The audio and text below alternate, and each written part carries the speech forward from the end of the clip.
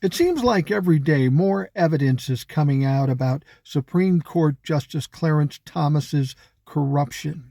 I mean, every day there's something new, more evidence. But there doesn't seem to be any accountability for Supreme Court justices.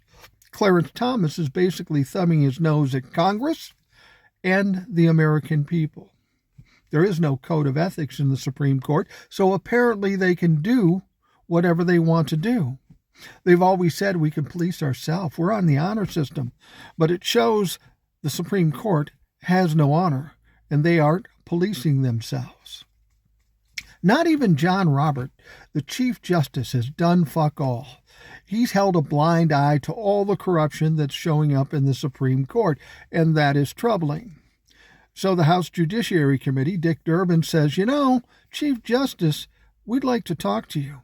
Seems reasonable. You would think the Chief Justice is concerned about this too, given the fact the Supreme Court is losing in credibility every fucking day, and we know he's sensitive to that. But what does he do? He doesn't even answer the request. And what he does basically suggests, I'm going to punt on this one. I don't really want to talk to you. Well, of course you don't, because you don't have the answers you need. You're fucking guilty. Your little group of Supreme Court justices is corrupt. You've got a cancer growing in the Supreme Court, and you don't want to address it because, again, it will question the legitimacy of the court. But here's the deal.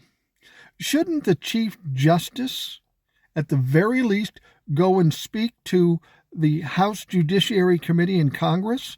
I mean, Congress is the one that has oversight over the Supreme Court, so you would think he would come talk to their superiors and answer some questions if there's trouble in his little Supreme Court. But he refuses to do it. Doesn't that sound familiar?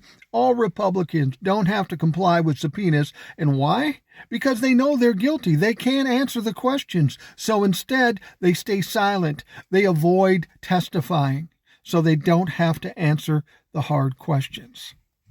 Well, that's problematic. Without a Supreme Court, we have problems with our democracy. And let's be honest, we have a cancer growing in our Supreme Court. And if anybody should look at it, it should be the Chief Justice. But he refuses. Apparently, he's part of that cancer. There's some big problems with the Supreme Court, and they have to be fixed. You would think the Republicans could even see that, but no, they're not about truth, facts, and justice. They're about power and owning the libtards.